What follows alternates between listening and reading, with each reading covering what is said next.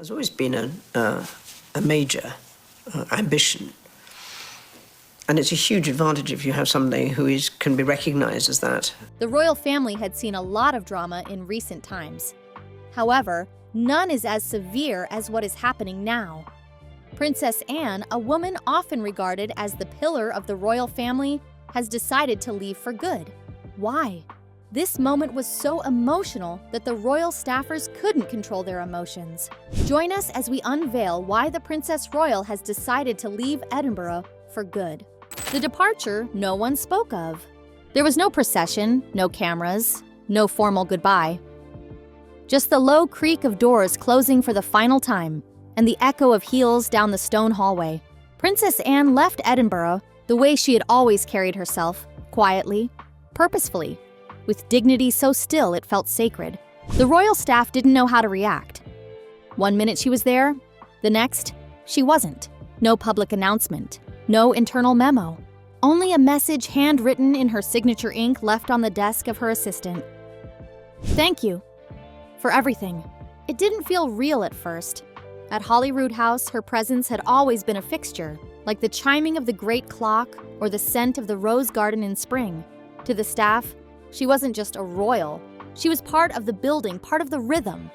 She showed up for everything: the garden tours, the handwritten replies to the smallest local invitations, the early morning meetings with no press in sight. And now, she was simply gone. Some tried to carry on, pretending it was a temporary shift. Maybe she'd return in a month, maybe she was just stepping away. But deep down, they knew. The way she had looked around her private quarters that final morning, eyes scanning like she was memorizing the light. The long pause she held in the hallway outside the Chapel Royal. The way she had smiled at the stable master. A long, slow smile. More farewell than greeting. Tears came later. After the doors had closed, her car turned the corner. Not the loud kind.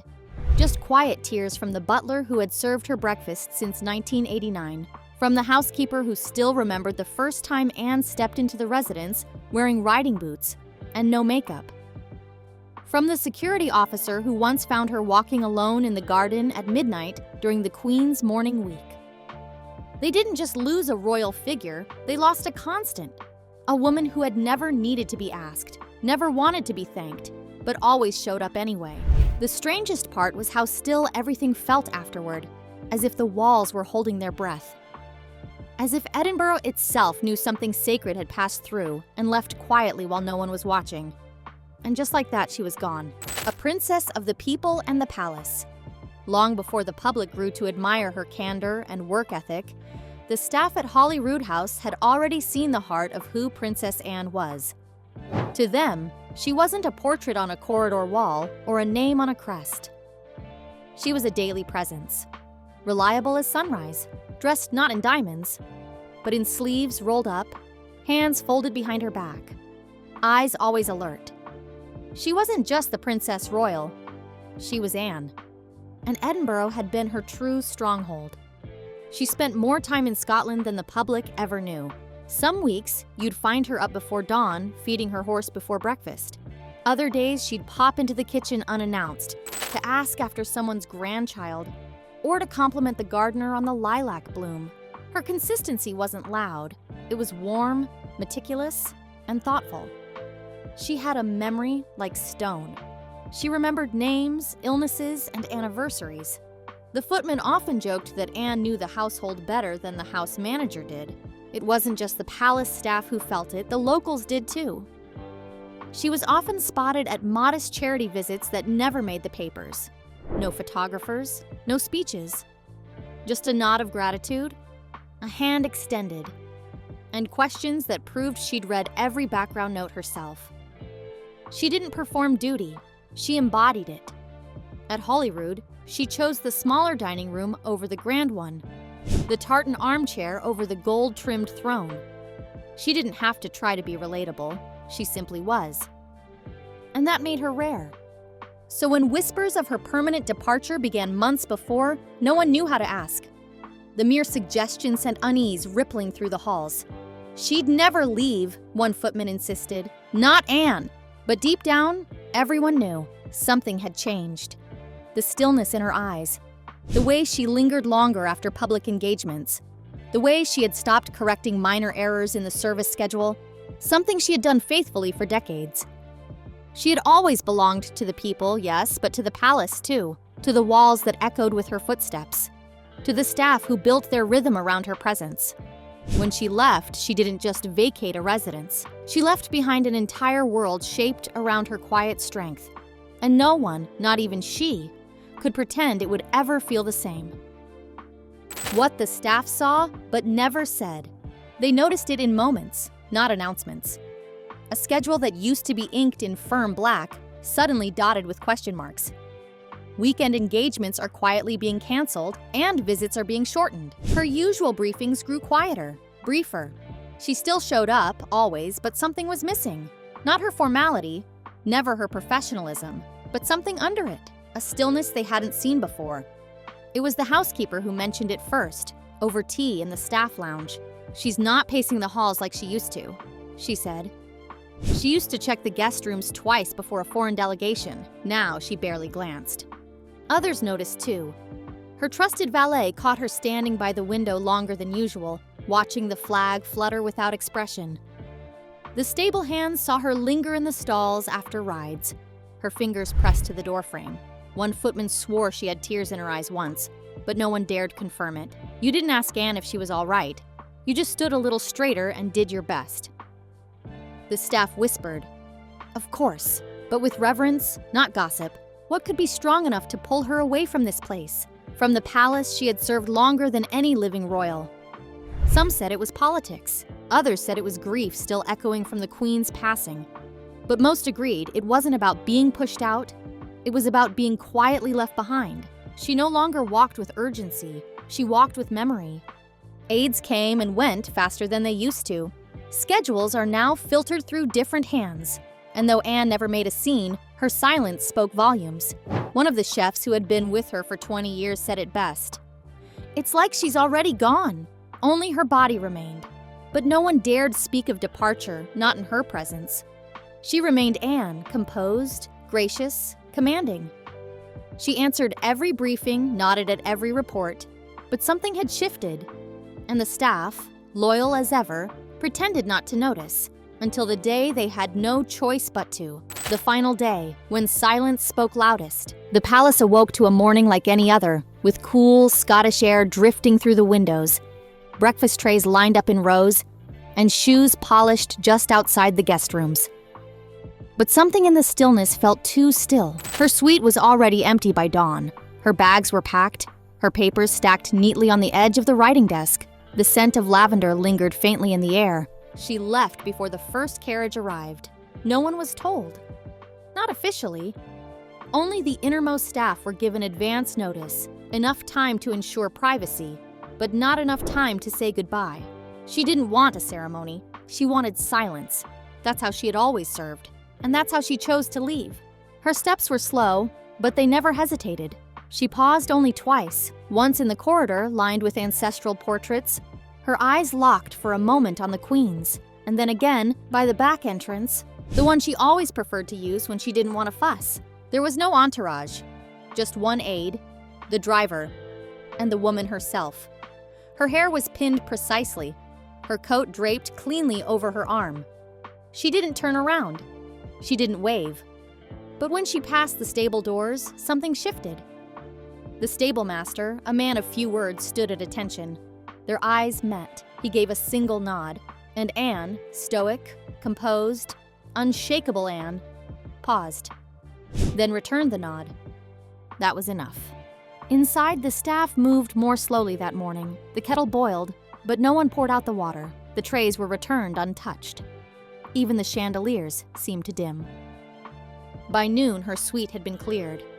The tartan cushion she always favored on the window seat was gone.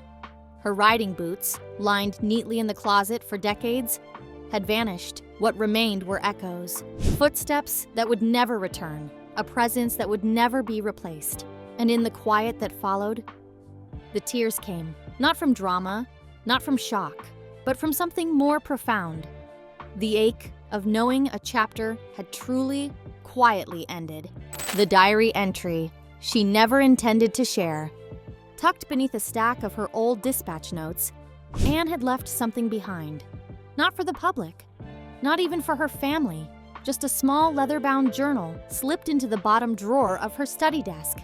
It wasn't labeled, just initials etched faintly into the spine. A.E. Inside, her words were careful, never indulgent, never emotional for emotion's sake. But there, among the clean lines and dated entries, lay the quiet truth of her decision. One page stood out, penned 3 weeks before her departure. This house has grown loud in ways I cannot name. The rhythm is unfamiliar. The faces shift too quickly. I feel like a monument in a room now built for motion. It wasn't bitterness. It was a reflection. Anne, who had never demanded loyalty, had watched it loosen. She saw her role reduced to token appearances. Her opinions are acknowledged, but rarely heard. She wrote of the meetings where her seat was filled last, the briefings delivered with half the context, the subtle ways she had been asked to stay while being moved aside. In another entry, she described a moment watching a junior aide correct a plan she had personally signed off on. I was not angry, just suddenly not necessary. That's when she made the choice. She wouldn't fight it. She wouldn't demand to be held in place. Anne had always believed that real power was knowing when to step back, not to be clapped out, but to leave while her dignity was still intact. She signed the final page with no flourish, just 5 words. I know when I'm done. And then she closed the book. A palace changing around her. She had always known how to read a room, its tempo, its undercurrents, the shift of air before a storm. At Holyrood, Anne once read the palace like a familiar book. But in those final years, the pages began turning without her. New staff arrived with polished resumes, but no memory of the way things used to be. Meetings were suddenly led by those who once fetched the papers. Protocols changed not with discussion, but with quiet replacement. The palace hadn't grown cold, it had simply outpaced its anchors. Anne never said a word. That was her way. She did not complain, and she certainly did not compete. But she noticed. Every clipped interaction, every forgotten briefing. The moments when her advice went unheeded. Not out of disrespect, but out of indifference. The people around her no longer leaned in when she spoke. They smiled, nodded, and moved on to their agendas. She wasn't being erased. She was being faded like a watermark behind a newer print. One afternoon, she stood in the main corridor as a set of advisors passed by, deep in conversation about the future of royal engagements. They didn't notice her. Not out of rudeness, but because they simply didn't look. That moment lodged in her chest like a pebble. She returned to her quarters, opened her diary, and wrote, "It's not the throne that changes, it's the people who believe they've outgrown its weight." This wasn't bitterness. Anne had no interest in being the center of attention, but she had always believed in continuity, in honoring the steady hands that had held things together long before the spotlight ever arrived. And now she felt like a keeper of something no one asked to keep anymore. The shift wasn't cruel, it was quiet, clean, political in the most British way, never named, never confronted. And perhaps that was what stung the most, that her departure would not leave a space, only a reshuffling of chairs. So she decided to move before they asked where she belonged. She would not wait to be scheduled out of her rhythm. She would leave the palace that had changed around her while she could still call it hers. She didn't leave because she was pushed. She left because she wasn't needed. Tears behind the doors of Holyrood House. No one told the staff to cry. That's not how things worked in a royal household. Emotions were managed, reactions kept private. But as the reality set in, Princess Anne was truly gone. There was a kind of quiet unraveling inside the palace walls. The butler, Mr. Hargrove, didn't speak for most of the day. He simply kept walking the halls she once ruled with soft authority, straightening things that didn't need straightening. In the pantry, the youngest maid bit her lip hard enough to draw blood when she noticed the teacup Anne always used was missing from the shelf. A page boy stared too long at her now empty chair in the breakfast room, forgetting to pull it out as he'd done every morning since he joined. The tears weren't theatrical, they came in slow, startled moments.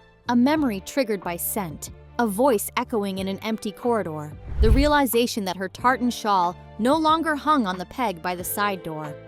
It was grief, yes, but not the kind mourned with fanfare. It was personal, like losing a family member who never needed to say much to be deeply known. Each of them had their own Anne story. The footman who remembered her quietly placing her coat over his shoulders during a frost-bitten ceremony. The gardener who once received a handwritten note after the Queen's roses bloomed late. The housekeeper who found a wrapped gift on her doorstep every Christmas Eve, without fail, even when her mother passed and she took a year's leave. They didn't serve her out of obligation. They served her because she served back. That's what made her different. She never saw staff as beneath her. She saw them as the scaffolding that held the institution upright. And now that she was gone, it felt like a pillar had vanished. Some tried to distract themselves with routine. Silver to polish, guest towels to fold. But the rhythm felt wrong. It felt thinner. The palace didn't shake, it sighed. Behind closed doors, where no cameras could see, one steward whispered what many were thinking. She was the soul of this house. We didn't just lose a royal, we lost the one who remembered our names. A final act of quiet defiance. Her departure could have been quiet enough. She could have slipped out, never looking back, never leaving a trace. But Anne, for all her restraint, had one last move to make. One that wasn't in the schedule.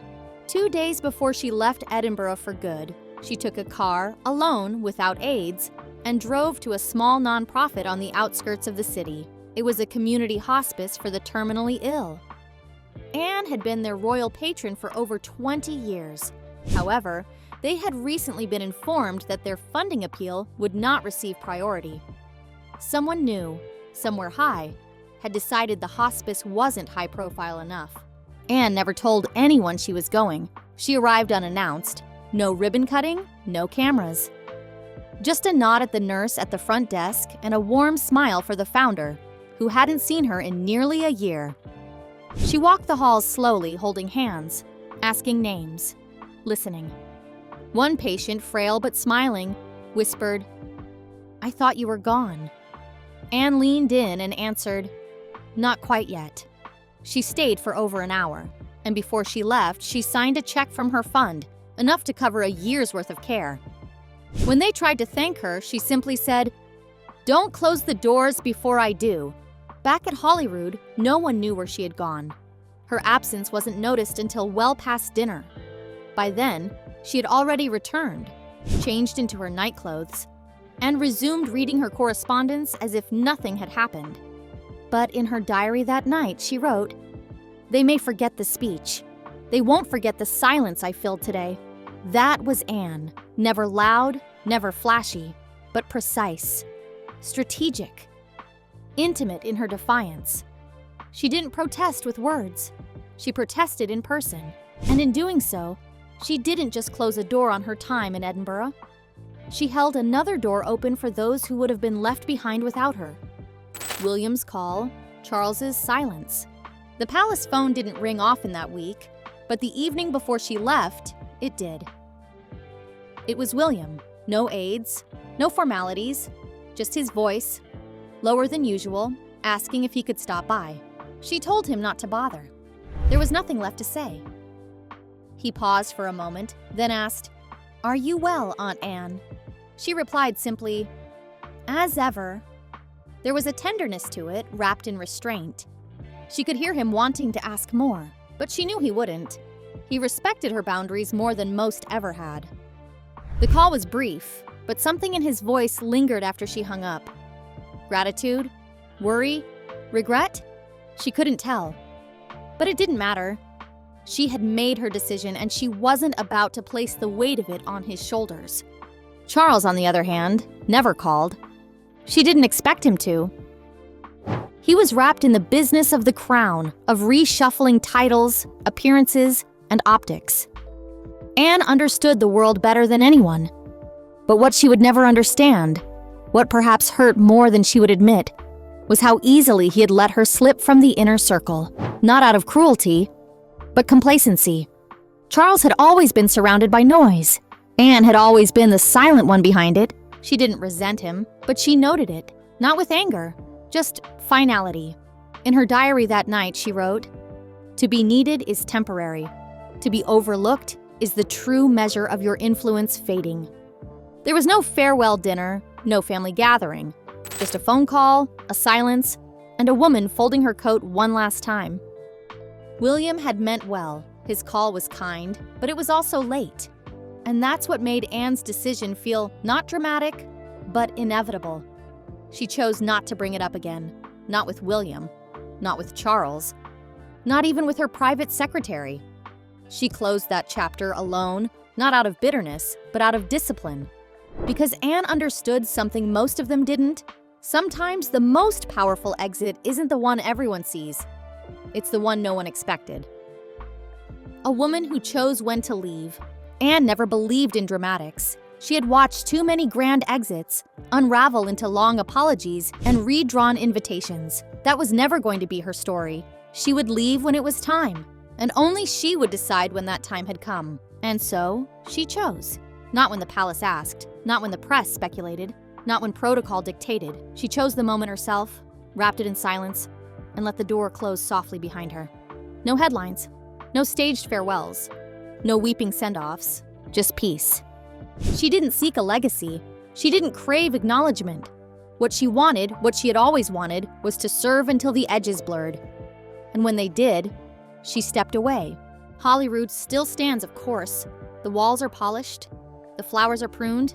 The corridors echo with the sound of staff moving on. But something is different now. Not broken, just thinner. Her absence hums in the air like a song everyone used to hum without knowing where they learned it. And though her portraits still hang, still framed, still honored, they can't capture the woman who moved through those rooms without fanfare, without spectacle, yet left fingerprints on everything that mattered. She didn't need applause. She left behind silence, and in that silence, something sacred remained. In the final page of her journal, folded, sealed, and locked in a drawer no one has opened yet, she left a message. Not to the palace, not to the crown, but to herself. I was never waiting to be remembered. I was choosing how to be forgotten. That was Princess Anne, a woman who served without asking to be seen, and left when no one thought she ever would. Not in anger, not in grief, but in power. She didn't live in shadows.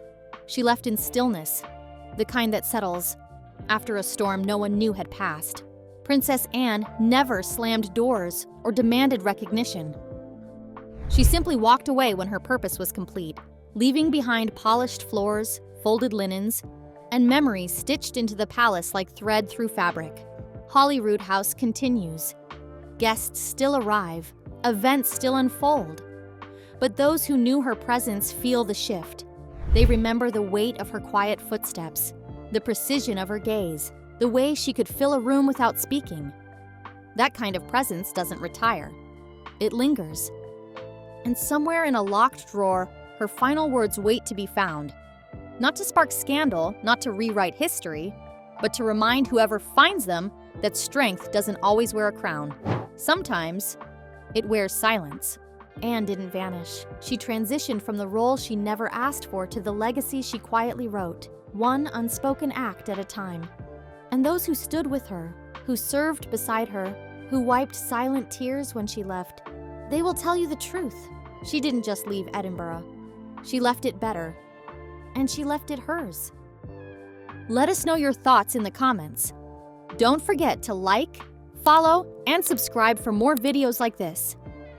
Before you go, watch the other videos on your screen.